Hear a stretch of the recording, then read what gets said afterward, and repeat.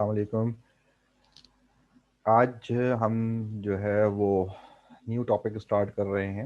Last हमने class के अंदर जो है वो स्पॉइलेज, स्क्रैप और डिफेक्टिव जो है वो डिस्कस कर लिया था, और उसके बारे में मैंने आपको बताया था कि वो पेपर के अंदर जो है उसके क्वेश्चंस जो हैं वो कम आते हैं। तो इस हवाले से जो है जो बुक में क्वेश्चंस हैं उसी से आपको जो है वो उनकी प्रैक्टिस करनी है। जो बुक में क्वेश्चंस अवेलेबल हैं, जिनके पास बुक्स अवेलेबल हैं तो वो डायरेक्टली उससे कर सकते हैं काम, और जिनके पास ये बुक्स अवेलेबल नहीं है तो वो जिनके पास बुक्स अवेलेबल हैं वो उनसे शेयर कर लें इसकी प्रैक्टिस क्वेश्चंस, ताकि उनको इसका फॉर्मेट जो है वो समझ में आ जाए।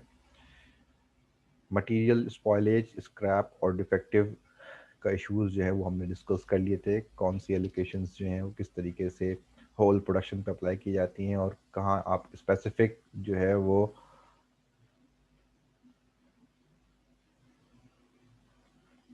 कहीं स्पेसिफिक आपके पास जो है वो चीज़ें आती हैं, और कहीं आपके पास जो है वो इस तरह के मैटर्स आते हैं जहाँ पे आप जो है वो लेते हैं यहाँ पे कि कहीं पर्टिकुलर किसी स्पेसिफिक जॉब के ऊपर आपने वो चीज़ को अप्लाई करना है। आज जो हमने स्टार्ट करना है आज जो हमने जो चीज़ स्टार्ट करनी है वो स्टार्ट करनी है, हमने यहाँ पर डिपार्टमेंटलाइजेशन का टॉपिक स्टार्ट करना है।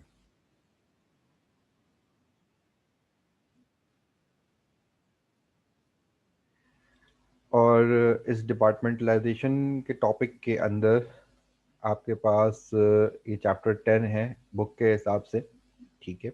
और इस बुक का चैप्टर 10 जो है वो डिपार्टमेंटलाइजेशन का है, तो उसकी थ्योरी आज हम देखेंगे। और इसके सवाल भी ऐसे ही हैं कि आपको बहुत सेलेक्टिव सवाल जो है वो इसके अवेलेबल होंगे पास पेपर्स के अंदर। तो इसके भी प्रैक्टिस क्वेश्चंस आपको जो है वो बुक से ही जो है वो कंसल्ट करने पड़ेंगे। डिपार्टमेंटलाइजेशन जब हम स्टार्ट करते हैं तो हमें कुछ की टर्म्स जो है वो पहले देखनी पड़ेंगी, ठीक है। वो की टर्म्स हमारे पास क्या है? जैसे सबसे पहले आपके पास क्या है? Production overhead. जैसे कि आपको यहाँ पे सबको शो हो रहा होगा, that is production overhead. Production overheads क्या होते हैं आपके पास? प्रोडक्शन ओवरहेड्स जो होते हैं वो आपके तमाम इनडायरेक्ट एक्सपेंसेस होते हैं कि जो मटेरियल, लेबर और फैक्ट्री ओवरहेड के साथ जो है वो जुड़े हुए होते हैं। सारे इनडायरेक्ट एक्सपेंसेस जितने भी होंगे इन तीनों चीज़ों के साथ उन्हें हम प्रोडक्शन ओवरहेड्स कहते हैं, या किसी आम ज़बान में हम मैन्युफैक्चरिंग ओवरहेड्स भी कहते हैं उसको। और बहुत जनरलाइज फॉर्म में अगर बात करें हम तो उसको हम फैक्ट्री ओवरहेड्स भी कहते हैं। जो आपने प्रीवियस टॉपिक्स के अंदर जो चीज़ें ज़्यादातर पढ़ी हुई हैं, ठीक है, उसे हम जो है वो फैक्ट्री ओवरहेड्स भी कहते हैं। जैसे कि आपके पास जो है वो प्रोडक्शन ओवरहेड्स को यहाँ पे मेंशन भी किया गया है, also known as the factory overheads। Production overheads जो होते हैं वो कभी कभी आपके पास क्या होते हैं, स्पेसिफिक जॉब के ऊपर अप्लाई किए जाते हैं, ठीक है जी। और कभी कभी आपके पास जो है वो एज अ होल प्रोडक्शन जो है वो अप्लाई हो रहे होते हैं। क्योंकि अनआइडेंटिफाइबल होते हैं, या जैसे मेंशन किया हुआ है वो अनआइडेंटिफाइबल कैसी चीज़ होती हैं, जैसे कि आपको बताया था कि अगर इनडायरेक्ट मटेरियल की बात करते हैं तो इनडायरेक्ट मटेरियल अगर हम वुड का कोई बिजनेस कर रहे हैं, ठीक है जी, यानी हम फर्नीचर का कोई हमारा बिजनेस है, तो उसमें जितनी लकड़ी इस्तेमाल होगी तो लकड़ी तो आप कैलकुलेट कर सकते हैं कि लकड़ी कितनी आप यूज़ कर रहे हैं उसके अंदर। मगर उसके साथ जब हम उसको किसी फिनिश प्रोडक्ट की तरफ लेके जाते हैं, कोई फर्नीचर की तरफ लेके जाते हैं, तो उसके अंदर हमें नहीं पता होता कि उसके अंदर जो है हमने ग्लू कितना इस्तेमाल किया है, या उसमें कीलें कितनी इस्तेमाल की हैं, नेल्स कितनी इस्तेमाल करी हैं, स्क्रूज कितने इस्तेमाल किए हैं, ठीक है।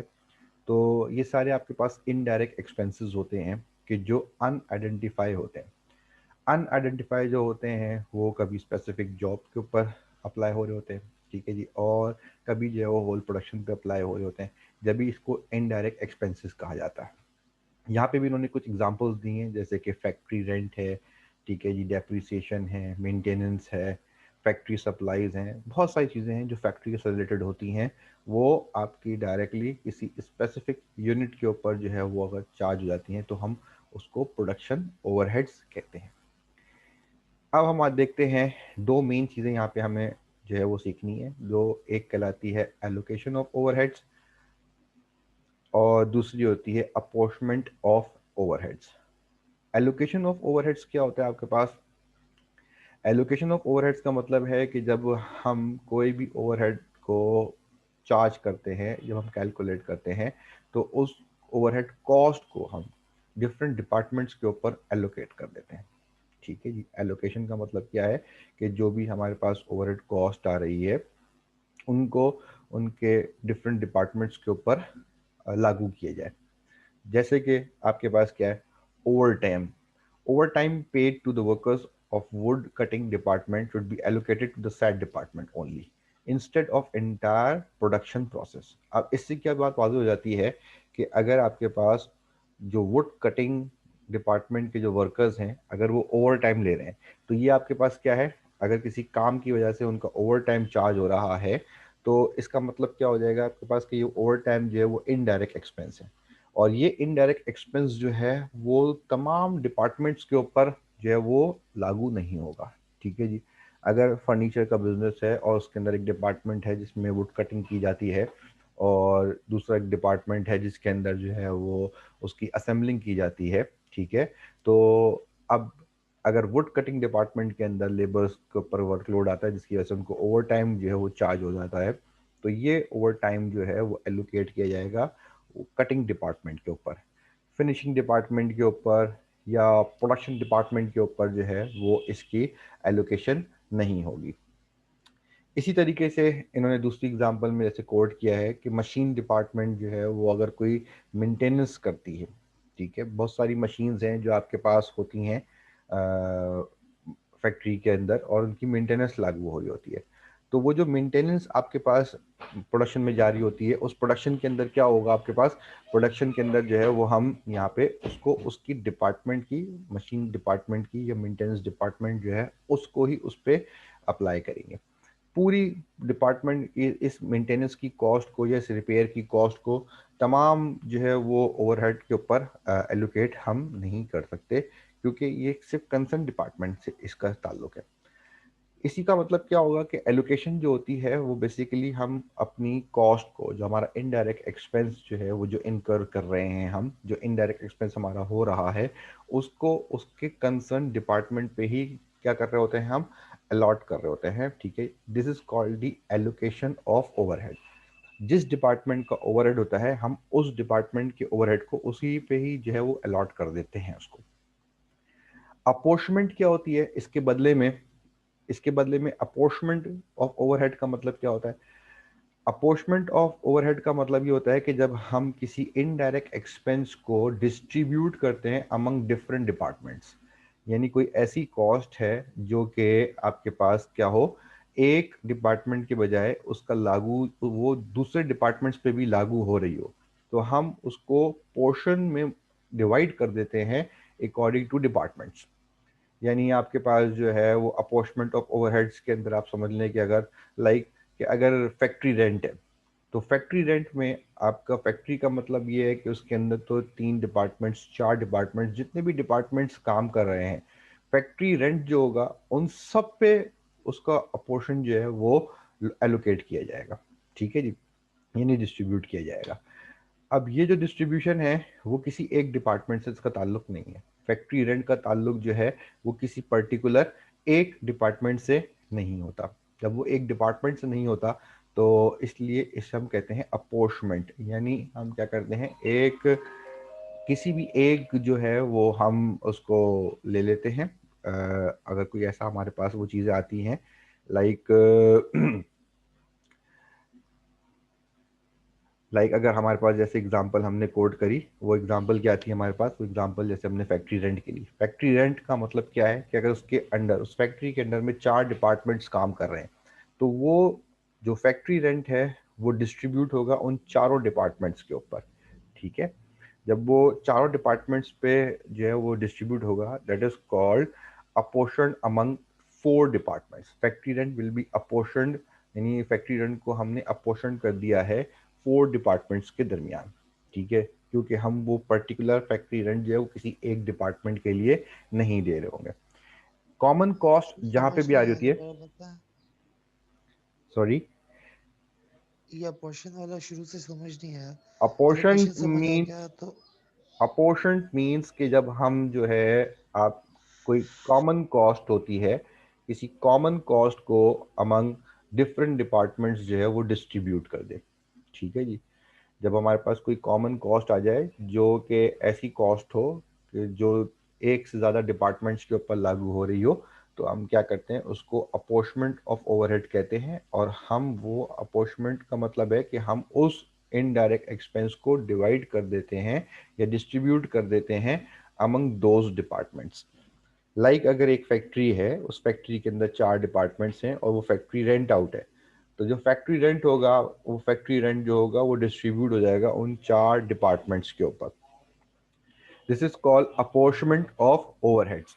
जो अपॉर्चमेंट ऑफ ओवरहेड्स है वो क्या होगी आपके पास, ये डिस्ट्रीब्यूशन ऑफ ओवरहेड कहलाती है डिफरेंट डिपार्टमेंट्स के ऊपर।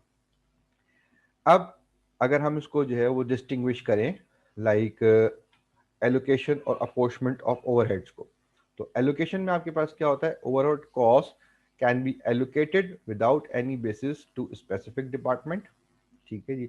Overhead cost are apportioned on some basis like area, machine hours, labour hours, number of employees and etcetera. ठीक है जी। किसी किसी भी बेस के बगैर एलोकेशन, जैसे मिसाल के तौर पे ऊपर आपको बताया कि कटिंग डिपार्टमेंट के अंदर जो है वो क्या हो गया, उन्होंने जो है वो कटिंग डिपार्टमेंट के अंदर जो है उन्होंने वीडियो उसमें जो है वो बढ़ा दी। कटिंग डिपार्टमेंट के अंदर जो कॉस्ट थी वो बढ़ गई, इनडायरेक्ट एक्सपेंस इंक्रीज हो गया, क्योंकि उन्होंने आपके पास वहां पे क्या किया, उन्होंने वहां पे ओवर टाइम पे किया। ओवरहेड कॉस्ट अपोर्शन जब करते हैं तो किसी बेस पे कर रहे होते हैं। ठीक है जी। यानी कौन सी बेस है वहाँ पे, लाइक एरिया है, मशीन आवर्स हैं, लेबर आवर्स हैं, नंबर ऑफ एम्प्लॉयज़ हैं। ठीक है जी। कोई ऐसा एम्प्लॉई है मिसाल के तौर पे कि जो 2 डिपार्टमेंट्स में अपनी जो है ना वो सर्विसेज दे रहा है, तो अब इसका मतलब क्या होगा कि उसकी सर्विसेज को हमें डिस्ट्रीब्यूट करना पड़ेगा उन 2 डिपार्टमेंट्स पे। ठीक है जी। या कोई नंबर ऑफ एम्प्लॉयज़ हैं, ठीक है जी, जो 2 डिपार्टमेंट्स के अंदर जो है वो अपनी सर्विसेज दे रहे हैं, तो हम उनको अपोर्शन करेंगे इन बिटवीन 2 डिपार्टमेंट्स। ठीक है। यानी एलोकेशन जो होती है वो किसी बेसिस के बगैर की जाती है, और अपोर्शमेंट जो होता है वो किसी न किसी बेसिस के हिसाब से की जाती है। अपोर्शमेंट में जैसे उन्होंने पहली एग्जांपल में एरिया लिखा है, तो फैक्ट्री रेंट जो है वो एरिया की बेस पे हो जाएगी।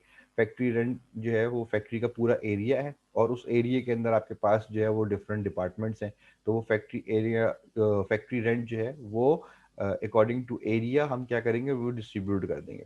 लाइक कि अगर एक फैक्ट्री जो है उसके अंदर हाफ पोर्शन के ऊपर जो है वो एक डिपार्टमेंट है, और दूसरे हाफ पोर्शन के ऊपर 2 डिपार्टमेंट्स हैं। किसी फैक्ट्री के अंदर टोटल 3 डिपार्टमेंट्स हैं। जो फैक्ट्री एरिया है उसका हाफ एक डिपार्टमेंट उसके ऊपर बना हुआ है, और जो रिमेनिंग हाफ है उसके ऊपर 2 डिपार्टमेंट्स बने हुए हैं। तो जो भी फैक्ट्री रेंट होगा वो हम 3 इक्वल पार्ट्स में डिवाइड नहीं कर सकते। ठीक है जी। क्योंकि एक डिपार्टमेंट का एरिया जो है वो बड़ा है, और बाकी 2 डिपार्टमेंट्स के एरियाज जो हैं वो as compared to first one छोटे हैं। ठीक है जी। तो इसीलिए हम क्या करते हैं, on the basis of area उसको डिस्ट्रीब्यूट करते हैं, कि उसको अपोर्शन करते हैं सॉरी, उसको अपोर्शमेंट करते हैं उसकी, कि कितना एरिया की बेसिस पे जो है वो एक डिपार्टमेंट पे जाएगा और बाकी 2 डिपार्टमेंट्स पे कितना जाएगा। ठीक है जी। सेकंड जो डिस्टिंग्विश पॉइंट है, वो डिस्टिंग्विशबल पॉइंट क्या है आपके पास, allocation of cost are directly identifiable to specific department. जैसे कि कोई भी आपके पास ऐसा काम होता है जो पर्टिकुलर डिपार्टमेंट से रिलेटेड होता है, तो हम उसको स्पेसिफाई कर लेते हैं। फिर मैं ऊपर की एग्जांपल आपको कोड करता हूँ। जब ओवर टाइम यहाँ पे चार्ज होगा, तो वो एक पर्टिकुलर डिपार्टमेंट में जो लेबर ने काम किया है वो उसको आइडेंटिफाई कर सकते हैं कि फला लेबर ने जो है वो 2 आवर्स का जो है वो ओवर टाइम किया, और 5 दिन तक किया या 10 दिन तक किया या पूरे महीने किया, तो ये चीज़ क्या होगी आपके पास, आइडेंटिफाई हो जाएगी। अपोर्शमेंट में क्या होता है, अपोर्शमेंट में जो है वो डायरेक्टली आइडेंटिफाई नहीं कर सकते हम। ठीक है जी। डायरेक्टली उसको हम आइडेंटिफाई नहीं कर सकते, वो क्योंकि डिफरेंट डिपार्टमेंट्स के ऊपर होती है, तो डिफरेंट डिपार्टमेंट्स में जब हम डिस्ट्रीब्यूट करते हैं तो हम उसको उसकी सुटेबिलिटी के हिसाब से देखते हैं, यानी जो उसके ऊपर लागू की जा रही है चीज़, वो लागू करने वाली चीज़ जो है वो उसकी सुटेबिलिटी के हिसाब से देखी जाएगी। जैसे कि अभी मैंने आपको रेंट की एग्जांपल दी, ठीक है जी। तो उसके अंदर क्या होगा, उसकी सुटेबिलिटी भी देखा जाएगा कि जब एक डिपार्टमेंट का एरिया बड़ा है तो इसका मतलब है इसके अंदर अपॉर्चमेंट जो रेंट की होगी वो ज़्यादा जाएगी, ठीक है जी। इसमें जो रेंट का जो फैक्ट्री रेंट का जो खर्चा है वो ज़्यादा अपॉर्शन में जाएगा और एज कंपेयर टू दूसरे डिपार्टमेंट्स। थर्ड डिस्टिंग्विशेबल पॉइंट जो है एलोकेशन और अपॉर्चमेंट के दरमियान, वो क्या है, एलोकेशन जो है वो क्या करती है, होल अमाउंट को एक स्पेसिफिक डिपार्टमेंट पे जहां पे वो इनडायरेक्ट एक्सपेंस इनकर हुआ है वहीं पे चार्ज करती है। अपोर्शमेंट में ऐसा नहीं होता। अपोर्शमेंट में क्या होता है कि जो आपका एक्सपेंस होता है जब हम उसको डिस्ट्रीब्यूट करते हैं तो उसके अंदर पार्ट ऑफ द पेमेंट्स जो है वो डिस्ट्रीब्यूट हो जाती है अमंग द डिपार्टमेंट्स, जो जो आपके रेलेवेंट डिपार्टमेंट्स होते हैं, ठीक है जी। ये दो बेसिक चीज़ें हैं डिपार्टमेंटलाइजेशन के अंदर, जिसे हम एलोकेशन एंड अपोर्शमेंट कहते हैं। एलोकेशन का मतलब क्या होता है आपके पास, कि एलोकेशन जब हमारे पास कोई कॉस्ट जो है वो किसी पर्टिकुलर डिपार्टमेंट, स्पेसिफिक डिपार्टमेंट में इनकर की जाए और वो आइडेंटिफाई की जाए, और आइडेंटिफाई करने के बाद वो पूरी उसकी अमाउंट जो है उसी स्पेसिफिक डिपार्टमेंट पे अगर जो है वो लागू हो तो उसे हम एलोकेशन कहते हैं। और अगर कोई ओवरहेड ऐसा हो कि जो डिस्ट्रीब्यूट हो सकता है अमंग डिफरेंट डिपार्टमेंट्स और on the basis of different things like area, machine hours, labour hours, तो उसको हम क्या करते हैं, उसको हम डायरेक्टली आइडेंटिफाई भी नहीं कर सकते, ठीक है जी, जब तक हमारे पास वो बेसिस क्लियर ना हो। उन बेसिस को देखते हुए हम उसको क्या करते हैं, उसकी सुटेबिलिटी के हिसाब से उन डिपार्टमेंट्स के ऊपर लागू करते हैं। That is called apportionment. एक हो गई एलोकेशन, एक हो गई अपॉर्चमेंट। अब आ जाते हैं हम डिपार्टमेंटलाइजेशन के ऊपर। डिपार्टमेंटलाइजेशन क्या कहती है, departmentalization refers to allocation of different production overheads into department. The purpose of departmentalization is to charge relevant expenses to specific jobs so that these expenses can be known and controlled. These overheads are charged on the basis of predetermined overhead rate according to the nature of the department. तो departmentalisation का काम क्या हो जाएगा आपके पास, departmentalisation का काम ये हो जाएगा आपके पास कि यहाँ पे तो आपके पास जो प्रोडक्शन ओवरहेड्स हैं, ठीक है जी, उनकी एलोकेशन, ठीक है जी, उनकी एलोकेशन आएगी उसके अंदर। उनकी एलोकेशन आने के बाद इसका पर्पस क्या है, इसका पर्पस यही है कि जो स्पेसिफिक डिपार्टमेंट में जो ओवरहेड चार्ज करना है आप उसको ओवरहेड को वहीं पे चार्ज करें, ताकि आपके पास एक्चुअल जो फिगर है डिपार्टमेंट की कॉस्ट की, यानी डिपार्टमेंटल कॉस्ट जो आपके पास आ रही है वो आपको वहाँ पे शो हो जाए, ठीक है जी। और उसको हम फिर इसके सेकंड स्टेप में क्या कर सकते हैं, इसके हम सेकंड स्टेप में उसको हम कंट्रोल भी कर सकते हैं। कोई अगर स्पेसिफिक ऐसी एलोकेशन बनती है जिसको हम देखते हैं कि ये ज़्यादा जो है वो हमारी कॉस्ट जो है वो इससे बढ़ रही है किसी पर्टिकुलर काम से, तो हम उस काम को फिर कंट्रोल भी कर सकते हैं, उसको हम होल्ड भी कर सकते हैं या उसको बेटर वे में भी कर सकते हैं। इसकी चार्जिंग जो होती है वो क्या होगी, इसकी चार्जिंग जो है वो प्री डिटरमाइंड ओवरहेड्स के थ्रू ही होती है। प्री डिटरमाइंड ओवरहेड्स का मतलब क्या है कि जब हम एलोकेशन बनाते हैं तो वो आपको बताता है कि कितनी कितनी चीज़ें कहाँ कहाँ आपने जो है वो एलोकेट करनी होंगी। This is called pre determined overhead rate. Pre determined overhead rate का मतलब क्या होता है कि जो पहले से आपके पास आया हुआ होता है। जैसे कि आप जो है वो नॉर्मल जो आप निकालते हैं ओवरहेड रेट, अगर हम नॉर्मल जो प्रीवियस क्वेश्चन हमने किए हैं उसके अंदर अगर हम एफ रेट निकालते हैं तो वो on the basis of direct labour निकाल लेते हैं। यहाँ आपके पास जो होगा एलोकेशन के लिए जो प्री डिटरमाइंड रेट होगा इसके अंदर वो अलग अलग तरीकों से आपको दिया हुआ होगा, बताएगा आपको कि ये फलना खर्चा जो है ये इस डिपार्टमेंट के लिए इतना है और इस डिपार्टमेंट के लिए इतना है। तो इसकी थोड़ी सी वर्किंग है और इसकी वर्किंग को जो है वो हमने फिर रिकॉर्ड करना होता है। अच्छा, अब इसके बाद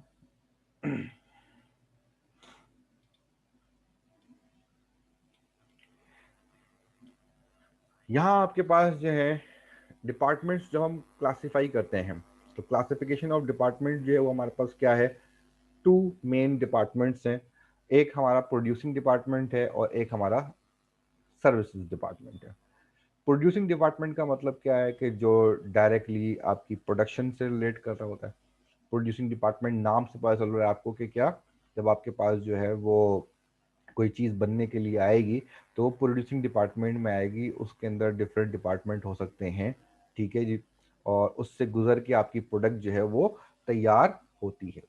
सर्विसेज डिपार्टमेंट्स जो हैं वो क्या होते हैं, सर्विसेज डिपार्टमेंट्स वो होते हैं कि जो आपके इनडायरेक्टली जो है वो आपकी प्रोडक्ट की मैन्युफैक्चरिंग के अंदर जो है वो अमल दखल कर रहे होते हैं।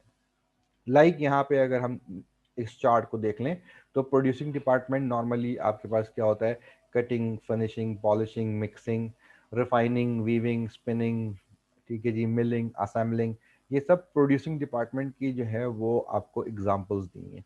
ये सारे एक जगह पे नहीं होंगे, ठीक है, कहीं आप ये समझ रहे हो कि किसी भी कंपनी में अगर आप चले जाएं, किसी भी फैक्ट्री में चले जाएं, तो ये सब आपको वहाँ मिलेंगे, तो ये सब आपको वहाँ पे नहीं मिलेंगे। ये डिपेंड करता है कि आपकी नेचर ऑफ प्रोडक्शन क्या है, क्या चीज़ आप प्रोड्यूस कर रहे हैं, उसके अकॉर्डिंगली हम जो है वो डिपार्टमेंट्स अपनी फैक्ट्री में बनाते हैं। सर्विसेज डिपार्टमेंट में जो उन्होंने कुछ मेन चीज़ें दे दी वो क्या है, utilities, maintenance, storage, canteen, purchasing, security, store, inspection and shipping. ये सारे, इनका ताल्लुक क्या है, इनका ताल्लुक जो है वो डायरेक्टली प्रोडक्शन से नहीं होता, but they are involve in production indirectly, ठीक है जी, ये इनडायरेक्टली आपके प्रोडक्शन के अंदर इन्वॉल्व होते हैं। और इनके ही इन अगर ये चीज़ें ना हो, सर्विसेज वाली चीज़ें अगर आपके पास अवेलेबल ना हो, तो आपकी प्रोडक्शन जो है वो कंप्लीट फिर नहीं हो सकती। अगर आपको यूटिलिटीज़ ही प्रोवाइड नहीं होंगी तो ना आपका कटिंग डिपार्टमेंट चल सकता है, ना आपका फिनिशिंग डिपार्टमेंट चल सकता है, या ना आपकी असेंबलिंग डिपार्टमेंट चल सकता है। अगर आपके पास यूटिलिटीज़ अवेलेबल हैं, ठीक है जी, कटिंग डिपार्टमेंट के अंदर कोई प्रॉब्लम आ जाता है तो आप के पास जो है वो मेंटेनेंस डिपार्टमेंट नहीं है अगर सर्विसेज के अंदर, तो फिर जो चीज़ यहाँ पे ख़राब होगी, कोई मशीनरी ख़राब होगी तो फिर वो ख़राब ही रहेगी, फिर वो सही नहीं हो सकती। बनने के बाद अगर आपके पास स्टोरेज अवेलेबल नहीं होगी, ठीक है जी, स्टोरेज की सर्विस अवेलेबल नहीं होगी, तो फिर आप तैयार करके माल जो है वो फिनिश प्रोडक्ट्स को कहाँ पे आप स्टोर कर सकते हैं, ठीक है। तो ये सब जो है वो सर्विसेज डिपार्टमेंट है, ये अकॉर्डिंग टू नीड आपके पास जो है वो क्रिएट होते हैं। अब अगर किसी फैक्ट्री के अंदर शिपिंग की इन्वॉल्वमेंट नहीं है तो जाहिर सी बात है कि वहाँ पे इस शिपिंग डिपार्टमेंट को हम वहाँ पे नहीं बनाएंगे। लाइकवाइज यहाँ आपके पास जो है, हमने फिर यहाँ पे ऑब्जेक्टिव्स थोड़े से मेंशन करें यहाँ पे बुक के अंदर, हम उसको देख लेते हैं कि what are the objectives of the topic departmentalization, ठीक है। पहली चीज उन्होंने यहाँ पे बताई है एक्यूरेसी इन कॉस्ट असरटेनमेंट, ठीक है जी। एक्यूरेसी इन कॉस्ट असरटेनमेंट का मतलब क्या है कि जब भी हम कॉस्ट को जो है वो डिस्ट्रीब्यूट करते हैं अमंग दी कंसर्न डिपार्टमेंट्स, तो उससे हमें जो होता है वो पता चलता है कि एक डिपार्टमेंट की स्पेसिफिक जॉब, स्पेसिफिक कॉस्ट जो है वो हमें कितनी पड़ रही है उस प्रोडक्ट को बनाने के लिए। किसी प्रोडक्ट को बनाने के लिए अगर 4 डिपार्टमेंट्स इन्वॉल्व हो रहे हैं तो डिपार्टमेंटलाइजेशन हमें बताती है कि हर डिपार्टमेंट की जो है वो कॉस्ट कितनी जो है वो हमें इनकर कर रही है। देन उसके बाद फिर आपके पास control overhead cost. Control overhead cost कैसे पता चलती है आपके पास, जब आपके पास एक्यूरेट अमाउंट आ जाती है कॉस्ट की कि कितनी कॉस्ट डिपार्टमेंट वाइज जो है वो एलोकेट हो रही है, तो फिर वहाँ आप जो है वो क्या कर सकते हैं, वहाँ आप ये देख सकते हैं कि हम अपनी कॉस्ट को किस डिपार्टमेंट में जो है वो कम कर सकते हैं, या कौन से डिपार्टमेंट में ऐसी चीज़ें हैं जिनकी वजह से हमारी कॉस्ट जो है वो डिपार्टमेंट की बढ़ रही है, तो हम उनको जो है वो रिड्यूस करके कॉस्ट को मिनिमाइज करके और बेस्ट प्रोडक्ट जो है वो हम दे सकते हैं। फिर आपके पास ओवरहेड कॉस्ट के बाद आती है सर्विस डिपार्टमेंट कॉस्ट। डिपार्टमेंटलाइजेशन के थ्रू जो है वो हम क्या करते हैं, हम अपनी सर्विसेज की जो कॉस्ट है वो एलोकेट करते हैं। नॉर्मल आप जब करते हैं, जब आपने मैन्युफैक्चरिंग कंसर्न का सवाल किया होगा और उसमें कॉस्ट ऑफ गुड मैन्युफैक्चर्ड बनाया है, तो वो डिफरेंट डिफरेंट कॉस्टिंग के प्रोसीजर्स हैं। जब हम कॉस्ट ऑफ मैन्युफैक्चरिंग कंसर्न्स निकालते हैं, यानी कॉस्ट ऑफ गुड्स मैन्युफैक्चर्ड का स्टेटमेंट बनाते हैं, तो उसके अंदर आपके पास क्या होता है, उसके अंदर आपके पास यहाँ क्या कहते हैं, उसके अंदर आपके पास ये जितनी भी ओवरहेड कॉस्ट होती हैं वो सब मिलाकर आपने फैक्ट्री ओवरहेड में लिखी होती हैं। वहाँ आप उसको अलग अलग नहीं कर रहे होते। ये टॉपिक है आपके पास, ये टॉपिक क्या कर रहा है, उसको मजीद एलेबोरेट करके डिस्ट्रीब्यूट कर रहा है। वो बहुत जनरलाइज फॉर्म में था, अब ये और इसको मजीद क्या कर रहा है, डिस्ट्रीब्यूट कर रहा है, ताकि हम आइडेंटिफाई कर सकें कि कितनी हमारी ओवरहेड कॉस्ट हैं, कितनी हमारी जो है वो सर्विसेज डिपार्टमेंट की कॉस्ट हैं, ताकि हम अगर कोई एक्स्ट्रा कॉस्ट हमारी वहाँ पे इनकर हो रही है तो हम उसको कंट्रोल कर सकें। ठीक है जी।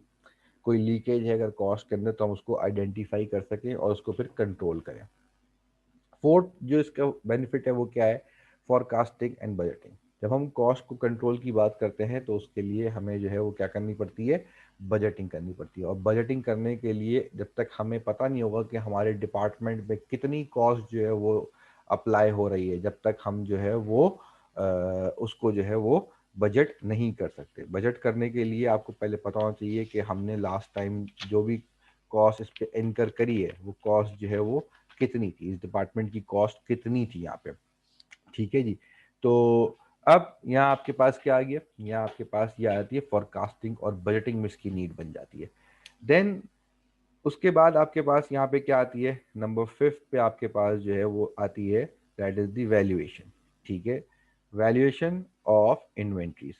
अब वैल्यूएशन ऑफ इन्वेंट्रीज का मतलब क्या होता है आपके पास, वैल्यूएशन ऑफ इन्वेंट्रीज के जब आपके पास डिपार्टमेंटल वाइज जो है वो चीज़ें प्रिपेयर हो जाती हैं, तो आपको आसानी हो जाती है कि हमें आइडेंटिफाई कर लें कि हमारे पास हर डिपार्टमेंट के अंदर उसकी इन्वेंट्री की कैलकुलेशंस जो हैं वो अलग अलग होकर हमें मिल जाती हैं कि कितनी डिपार्टमेंट में कितनी इन्वेंट्रीज जो हैं वो रिक्वायर्ड है।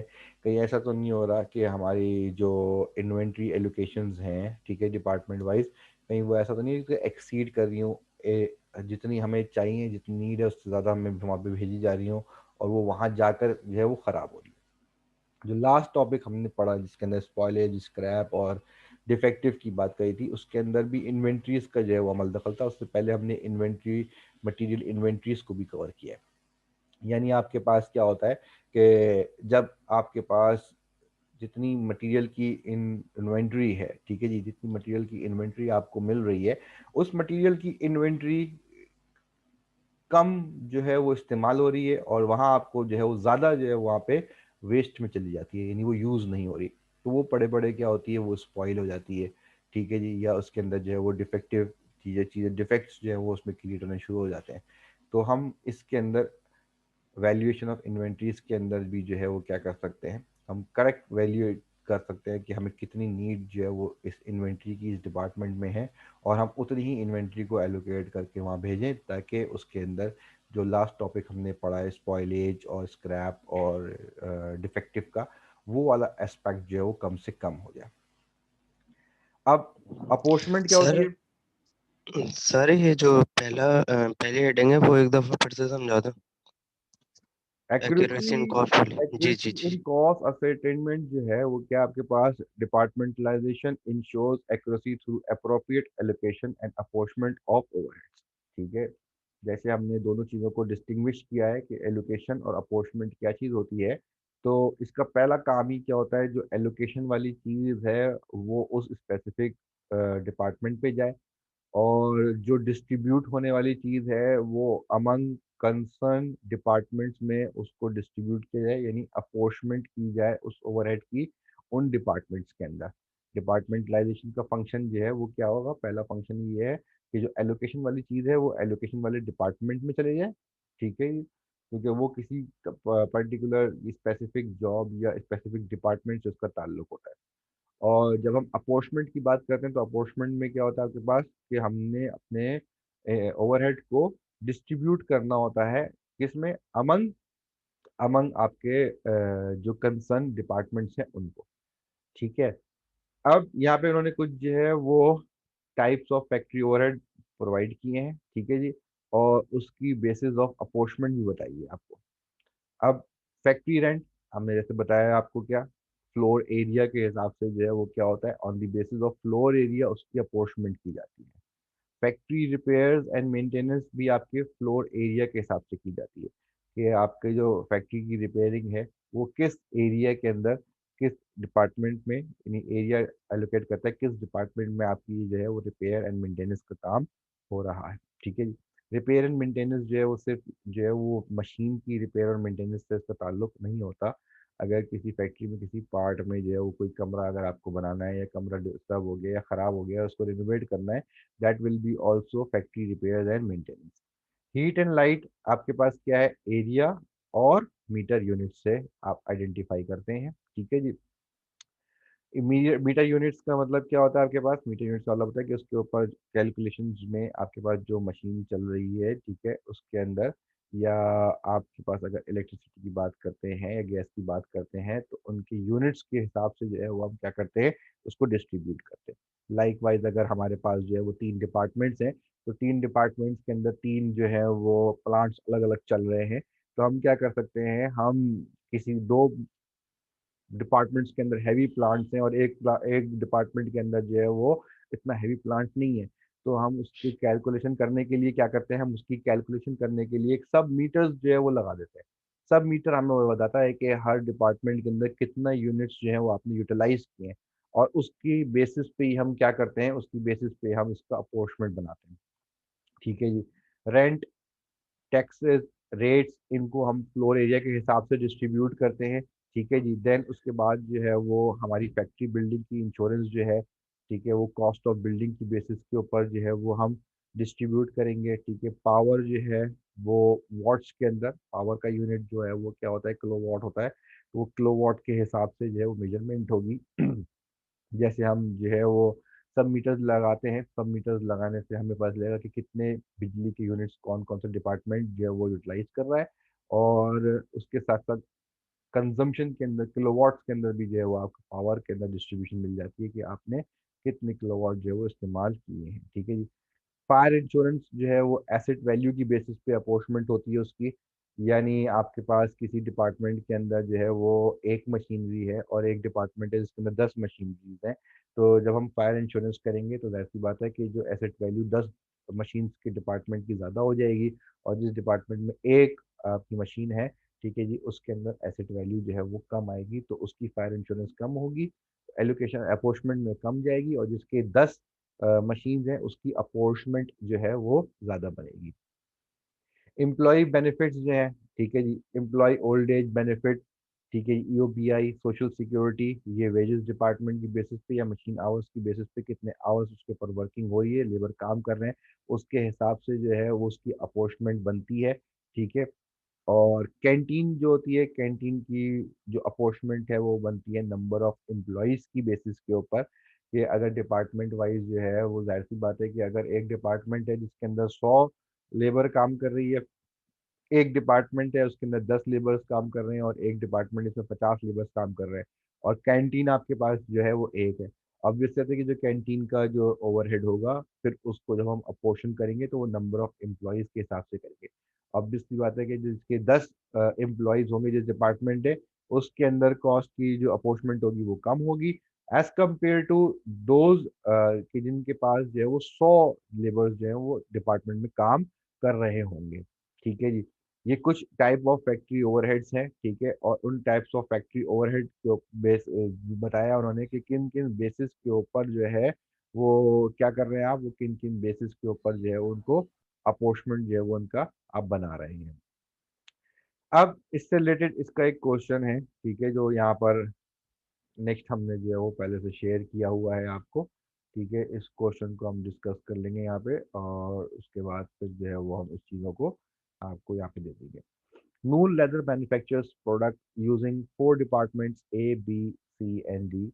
First 3 departments are key production departments. ठीक है जी, की प्रोडक्शन डिपार्टमेंट्स, या अगर किसी डिपार्टमेंट को प्रोडक्शन डिपार्टमेंट्स को कहता है तो इट मीन्स कि वो प्रोड्यूसिंग डिपार्टमेंट्स के हेड में आ जाते हैं।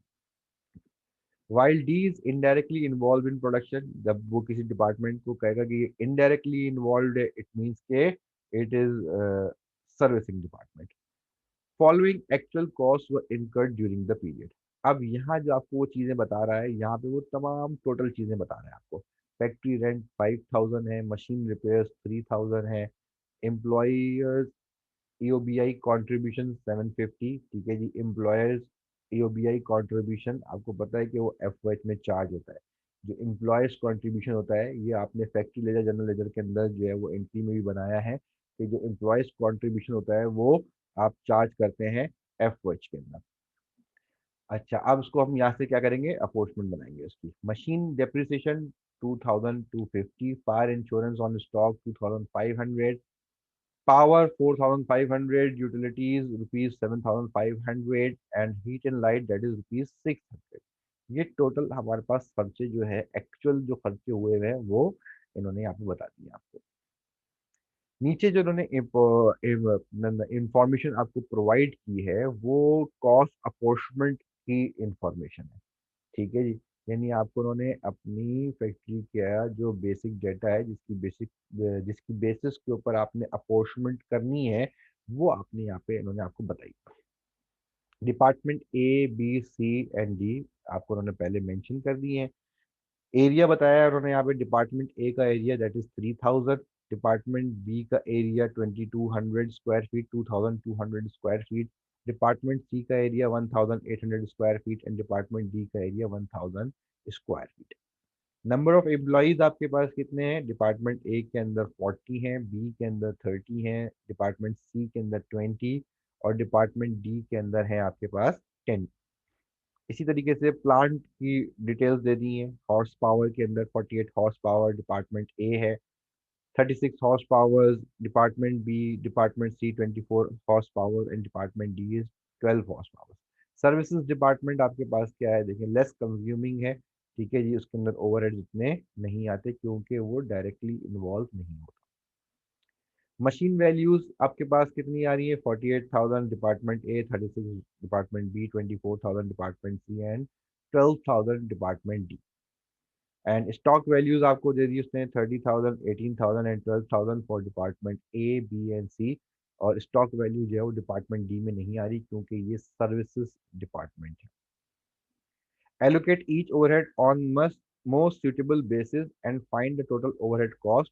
Distribute apportionment overheads to each department on the basis of part 1। ठीक है जी। अच्छा, अब जो इन्होंने यहाँ पे आपको ये सब जो डिटेल्स इंफॉर्मेशन प्रोवाइड की है, ठीक है, उन इंफॉर्मेशन की बेसिस के ऊपर हमें क्या करना पड़ेगा, उन इंफॉर्मेशन की बेसिस के ऊपर हमें यहाँ पे अपनी एलोकेशन या अपॉर्चमेंट जो है वो बनानी है। जो इसने आपको चीज़ें प्रोवाइड की हैं, टोटल आपने जो ओवरहेड उन्होंने आपको प्रोवाइड किए हैं वो क्या है, factory rent, insurance, machine repair, power, employers, EOBI, utilities, machine depreciation and heat and light.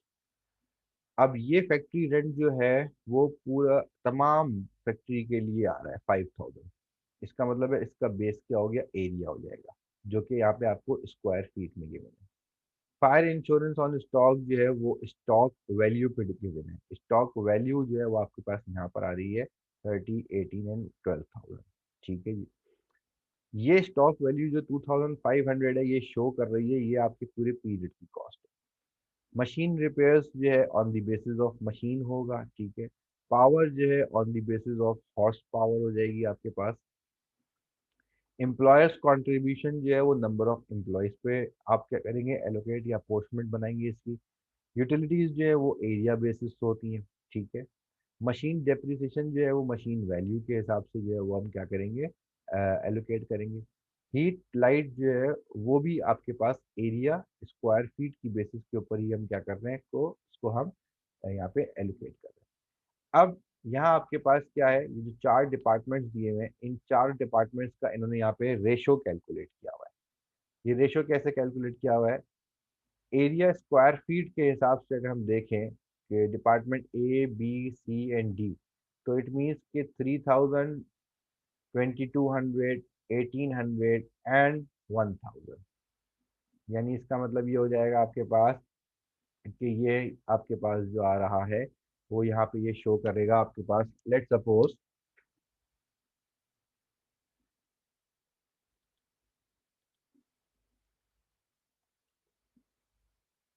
यहाँ आपके पास ये इस तरीके से आएगा, दैट इज 3000, ठीक है जी। ये जो नीचे आपको यहाँ पे नजर आ रहा है 30, 22, 18 एंड 10, ये कैसे आ रहा है, 3000 रेशो 2200 रेशो 1800 ठीक है जी, एंड रेशो 1000। जब हम इसको सॉल्व करेंगे तो इसको सॉल्व करने के लिए क्या हो जाएगा, इसको सिंप्लीफाई करेंगे तो ये आपके 2 0 सब में से जो आ रहे हैं ये कैंसिल हो जाएंगे। तो यहाँ इनका रेशो बन जाएगा 30:22:18:10, और इन सब का टोटल करेंगे तो वो कहलाता है आपके पास that is the sum of ratio. ठीक है जी, ये आपके पास क्या आ जाएगा, सम ऑफ रेशो बनेगा। इसी तरीके से अच्छा, अगर हमें यहाँ पे डिपार्टमेंट ए की एलोकेशन निकालनी है तो डिपार्टमेंट ए का जो आपके पास शेयर बन रहा है वो कितना है, 30। टोटल सम ऑफ रेशियोज कितना आ रहा है, 80।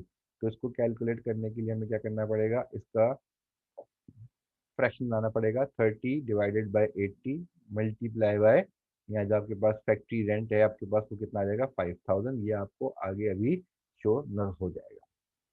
ठीक है, तो अब आपके पास क्या है यहाँ पे यहाँ आपके पास जो है वो वैल्यू आ रही है। ठीक है, यहाँ वैल्यू आ रही है आपके पास, वो क्या होगी, नंबर ऑफ एम्प्लॉइज, रेशो बन रहा है 4:3:2:1। देखें यहाँ पे 40:30:20 और 10 है। अगर मैं इसका रेशो ऐसे ही लेता हूँ 40:30:30:20:10, सिंप्लीफाई करूंगा तो बन जाएगा 4:3:2:1। ठीक है जी, और इसी तरीके से आपके पास हॉर्स पावर की डिस्ट्रीब्यूशन है, वो भी आ रही है 48:36:24। ठीक है, इसको भी आप सिंप्लीफाई करके लिख सकते हैं, क्योंकि ये तमाम वैल्यूज एक टेबल में आ रही है तो इसको आप और फर्दर सिंप्लीफाई करके लिख सकते हैं। सर ये 5000 कहाँ से आया है? ये 5000 यहाँ लिखा हुआ है, सवाल में दिया हुआ था फैक्ट्री रेंट। सवाल जब आप इसको देखने के बाद सवाल ओके आपको सर। पता चल जाएगा। देन उसके बाद इसी तरीके से इन्होंने मशीन वैल्यूज का जो है वो रेशो निकाला है 48,000, 36,000, 24,000 एंड 12,000। इसको सिंप्लीफाई किया तो फिर ये 48, 36, 12 और 24 आ गए। क्योंकि ये तमाम थाउजेंड्स में वैल्यूज हैं तो ये सिंप्लीफाई होके क्या होंगे, ये सिंप्लीफाई होके 48, 36, 24 एंड 12। ये चारों जो चीज़ें हैं, area, number of employees, plant and machine value, ये A B C D चारों डिपार्टमेंट्स के अंदर है। स्टॉक वैल्यू जो है वो आपके पास तीन में आ रही है, 30,000, 18,000 एंड 12,000। इसीलिए यहाँ पे स्टॉक वैल्यूज को क्या किया इन्होंने, इसीलिए उन्होंने स्टॉक वैल्यूज को जो है वो सिर्फ तीन का रेशो में डिस्ट्रीब्यूट किया, 30, 18 and 12। To save time, you can reduce figures. For example, area has been divided by 100 for all departments. Similarly, machine value was divided by 1000 for all departments. इन्होंने सिंप्लीफिकेशन जो करी है उसको यहाँ पे इन्होंने मेंशन भी कर दिया है कि आपके पास किस किस बेसिस को अब इस पर रख के इन्होंने सिंप्लीफाई किया है। इसको आप मजीद सिंपली, अभी ये इन्होंने सिर्फ 100 और 1000 से डिवाइड इसलिए किया है ताकि ये राउंड में रहे, आपके पास पॉइंट्स में ये वैल्यूज ना आए। अगर आप इसको मज़ीद जो है वो डिस्ट्रीब्यूट करेंगे अगर, तो जैसे इन्होंने 100 से सबको डिवाइड किया है, ठीक है, पहली वाली एरिया को कैलकुलेट करने के लिए, तो आप इसको मज़ीद अगर 2 से सबको डिवाइड करेंगे तो ये और सिंप्लीफाइड फॉर्म आ जाएगी रेशोज़ की। ठीक है, तो ये डिपेंड करता है कि आप रेशो को कितना सिंप्लीफाई कर रहे हैं। अब इसकी अपॉर्चमेंट ले लेते हैं। ये जो आपके पास अमाउंट है, ये अमाउंट गिवन अमाउंट है, ये 8 चीज़ों का जो अमाउंट है, 5,000, 2,500, 30,000, 4,500, 750, 7,500, 220, 2,250 एंड 600। इसको हमने डिस्ट्रीब्यूट करना है। ठीक है जी, इसको डिस्ट्रीब्यूट करने के लिए हमने क्या करना है, इसको डिस्ट्रीब्यूट करने के लिए उन रेशोज को यूज़ करना है कि जो आपने अभी ऊपर लिए हैं। 1875 कैसे आ रहा है आपके पास, 1875 कैसे आएगा कि आपके पास एरिया जो है वो कितना है, दैट इज 30। ठीक है जी, टोटल सम ऑफ एरिया जो है आपके पास वो आ रहा है कितना, वो आ रहा है यहाँ पे, लाइक इसकी कैलकुलेशन में ऐसा आ जाएगा, ये हो जाएगा आपके पास 30/80 मल्टीप्लाई बाय 100। ठीक, सॉरी, यहाँ आपके पास जो है वो, यहाँ आपके पास जो है वो 100 नहीं आएगा। ठीक है, यहाँ आपके पास जो वैल्यू है वो कितनी है, यहाँ आपके पास वैल्यू जो है वो है 5000। ठीक है, तो ये आपके पास कैंसिल हो जाता है, और यहाँ आपके पास अगर आप देखें तो नज़र भी आएगा आपको यहाँ पे एलोकेट हुआ हुआ, ठीक है।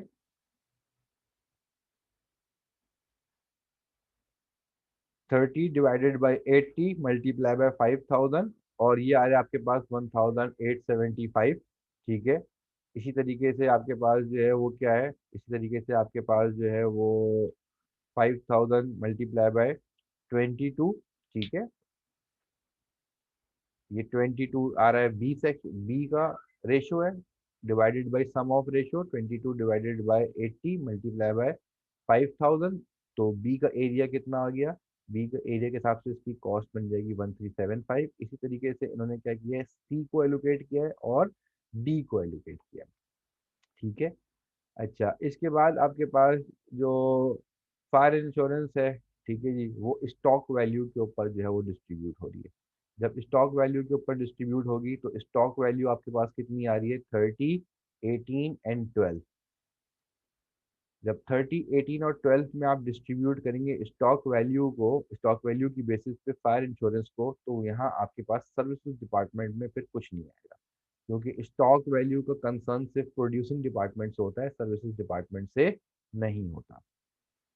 फिर मशीन रिपेयर्स पे जाते हैं, तो मशीन रिपेयर्स जो है वो आपके पास मशीन के बेसिस के ऊपर जो है वो अपॉर्चमेंट की जाती है। टोटल अमाउंट इसकी 3000 थी, और यहाँ आपके पास जो अपॉर्चमेंट बन रही है वो कितनी बनेगी आपके पास, ये 48, 36, 24, 12।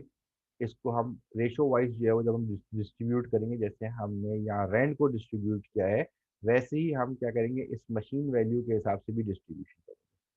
तो मशीन रिपेयर्स की 3000 की, ठीक है जी, तो ये बन जाएगा आपके पास क्या, ये बन जाएगा आपके पास that is 48, like 48 divided by 120, ठीक है जी, और मल्टीप्लाई बाय, यहाँ आपके पास वैल्यू थी कितनी, 3000। जब इसको सिंप्लीफाई कर लेते हैं, ठीक है जी, तो इसको सिंप्लीफाई करेंगे आप तो ये जीरो इससे कैंसिल हो जाएगा, 12 वन ज़ा 12, फोर ज़ा 48, एंड 4 मल्टीप्लाई बाय 300, ये कितना आ जाएगा आपके पास, 1200 आ जाएगा। इसी तरीके से जब 36 डिवाइडेड बाय 120 करेंगे आप, और मल्टीप्लाई कर देंगे 3000 से, तो ये ज़ीरो और ये ज़ीरो कैंसिल हो जाएगा, 12 और 36 कैंसिल होकर 3 बच जाएगा, 3 मल्टीप्लाई बाय 300 करेंगे तो ये 900 आ जाएगा। सेम इसी पैटर्न पे 24 डिवाइडेड बाई 120 मल्टीप्लाई बाय क्या हो जाएगा आपके पास, 3000, ये बन जाएगा 600, और लास्ट वैल्यू आ जाएगी 300। On the basis of ratios हम क्या कर रहे हैं, जब हमने रेशियोज कैलकुलेट किए हैं, इन रेशोज को लेकर जो उनकी बेस है उसको हम उन रेशोज के हिसाब से डिवाइड करते चले जाएंगे, तो हमें पता चल जाएगा कि किस किस डिपार्टमेंट में इसकी कितनी अपॉर्चमेंट आ रही है। इसी तरीके से हॉर्स पावर को डिस्ट्रीब्यूट किया, सबसे ज़्यादा मार्जिन आपके पास जो था वो आ रहा था डिपार्टमेंट ए के अंदर, तो डिपार्टमेंट ए की कॉस्ट भी जो है वो क्या होगी, ज़्यादा आएगी। इसी तरीके से आपके पास जो है वो डिपार्टमेंट बी उससे कम था, तो इसलिए डिपार्टमेंट बी जो है वो उससे कम में आएगा। सेम डिपार्टमेंट सी था, डिपार्टमेंट सी जो है वो उससे कम वैल्यू शो कर रहा था, इसलिए उसकी कॉस्ट उससे कम आएगी। और सर्विसेज डिपार्टमेंट सबसे लीस्ट था, इसलिए सबसे कम वैल्यूज जो है वो, यानी सबसे कम आंसर जो कॉस्ट की जनरेट होगी वो आएगी आपके पास सर्विसेज डिपार्टमेंट के अंदर। सर जब हम ये इसको हॉर्स टोटल पावर करेंगे जो तो है, टोटल जो है वो आपका अमाउंट सेम आना चाहिए। सर ये हॉर्स पावर जो है ये प्लांट वाले रेशियो के हिसाब से हुआ है ना? जी, प्लांट वाले के हिसाब से होगा बिल्कुल। तो अब आपके पास इसके अंदर जो रेशोज की डिस्ट्रीब्यूशन है, वो डिस्ट्रीब्यूशन भी आपके पास जो है वो यहाँ पर आ गई है। ये आपके पास डिपार्टमेंटलाइजेशन का जो है वो एक बेसिक सा जो क्वेश्चन था, और इसके अंदर कुछ मेजर क्वेश्चन भी हैं जो इसी तरह आपको डिस्ट्रीब्यूट करके ही जो है वो करने होंगे। आगे कुछ क्वेश्चंस ऐसे भी आएंगे कि जिसके अंदर आपके पास क्या होगा, इसमें आपके पास जो है वो वैल्यूज़ ऐसी आ जाती हैं कि जिसके अंदर दो डिपार्टमेंट्स जो हैं वो प्रोड्यूसिंग है, और जो कॉस्ट है वो सिर्फ प्रोड्यूसिंग डिपार्टमेंट की तरफ जाएगी, सर्विसेज में नहीं जाएगी। कुछ ऐसे भी आते हैं कॉस्ट आपके पास कि जिसके अंदर अभी यहाँ आपके पास सिर्फ एक ऐसी वैल्यू आ रही है फायर इंश्योरेंस की, जो कि स्टॉक की बेसिस के ऊपर जो है वो डिस्ट्रीब्यूट करी है हमने, और इस स्टॉक की बेसिस के ऊपर जब डिस्ट्रीब्यूट करिए इसलिए ये सर्विसेज डिपार्टमेंट में नहीं आया है। ठीक है, बाकी आगे के जब फ्यूचर के आप क्वेश्चंस देखेंगे तो इसके अंदर आपके पास जो कुछ वैल्यूज ऐसी भी होंगी कि जिसके अंदर आपके पास ये वैल्यूज शो हो रही होंगी कि ये सिर्फ सर्विसेज डिपार्टमेंट का कंसर्न है, तो प्रोड्यूसिंग में उसका ताल्लुक नहीं आएगा, और कुछ प्रोड्यूसिंग डिपार्टमेंट्स होंगी जिनका सर्विसेज डिपार्टमेंट का ताल्लुक नहीं होगा, और कुछ कॉस्ट ऐसी होंगी कि जो आपकी प्रोड्यूसिंग और सर्विसेज डिपार्टमेंट दोनों को कवर कर रही होंगी। ठीक है, तो this is all about departmentalisation. Departmentalisation भी जो है वो जो अभी पेपर आपका डिस्ट्रीब्यूट हुआ है उसके हिसाब से जो है ये पेपर में क्वेश्चन आना स्टार्ट हुआ है, तो मे बी पॉसिबल कि आपको इसके क्वेश्चन जो है वो पास पेपर में कम मिले। ठीक है, तो उसके लिए इसका पैटर्न भी जो है वो आपके पास यही होगा कि जिसमें आपने इस बुक के जो क्वेश्चन हैं पहले आपने उनको साथ साथ करना है। ठीक है, जैसे एक सवाल यहाँ पे हुआ है, इसको आपने गो थ्रू किया, उसके बाद फिर जो ट्राई योरसेल्फ का सवाल है उसको आपने अपने हाथ से करना है, और उसमें अगर कोई चीज़ आपको प्रॉब्लम करती है, समझ नहीं आती है, तो आप जो है वो पूछ सकते हैं। ठीक है, तो इंशाल्लाह अब आपके पास जो है वो एक नया टॉपिक जो है वो इसका हमने कॉस्ट का जो है एक और कवर कर लिया है, दैट इज डिपार्टमेंटलाइजेशन, और अब इस टॉपिक को जो है वो आप गो थ्रू कर ले, और इससे रिलेटेड अगर कोई क्वेश्चन होगा तो फिर हम जो है वो नेक्स्ट क्लास में देखेंगे, बुक के अंदर से क्वेश्चन जो है उसी को हम लेंगे और उसी को क्वेश्चंस को बेस बनाकर जो है वो हम आगे जो है वो काम इसका करेंगे। तो सर आप क्लास में तो मटेरियल लॉसेस करवा रहे थे, जी यहाँ पे मटेरियल लॉसेस डिपार्टमेंट। मैंने करा दिया था। ठीक है जी, तो लास्ट क्लास में जो है वो मटेरियल लॉसेस जो है वो लास्ट क्लास के अंदर जो है वो हमने मटेरियल लॉसेस बिल्कुल कर लिया था। ठीक है, अभी हमने जो है वो यहाँ पे डिपार्टमेंटलाइजेशन जो है वो अभी हमने डिस्कस करा है, और सर लास्ट क्लास में तो आपने ली ही नहीं थी मटेरियल लॉसेस, मैंने आप आपको यही खुद ही नहीं आए बताया। थे ना। जी मैंने आपको ये बता दिया, इसके अंदर हमने जो है वो यहाँ पे अभी डिपार्टमेंटलाइजेशन को डिस्कस कर लिया है, अब इसको हम आगे देखेंगे। ठीक है।